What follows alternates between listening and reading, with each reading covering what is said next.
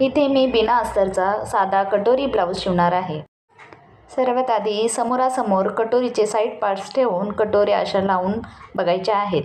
कटोरी नेहमी साईड पार्ट्सपेक्षा 1 इंचने जास्त असते. एक कटोरी नेहमी साईड पार्ट्सच्या वरच्या भागावर ठेवून अशी सावकाश न ताणता जोडून घ्यायची आहे. त्याचबरोबर डबल शिलाई देखील मारून घ्यायची आहे.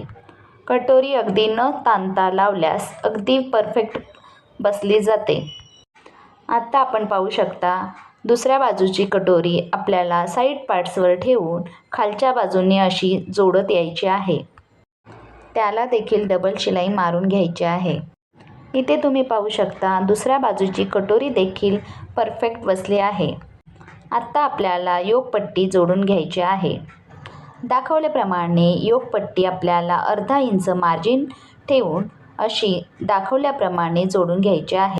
अगदी सावकाश योकपट्टी जोडून घेतलेली आहे आणि त्याच्यावर अशी दाब शिलाई देखील देऊन घ्यायची आहे.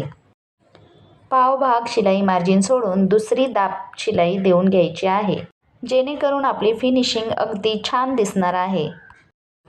दुसऱ्या साईडची योकपट्टी आपल्याला अशी अर्धा इंच शिलाई मार्किंग करून शिलाई मारून घ्यायची आहे.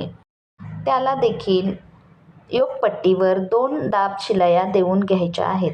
कटोरी ब्लाऊजला सोप्या पद्धतीने पुढच्या साईडला कशी फिनिशिंग दिलेली आहे हे तुम्ही पाहिले आहे.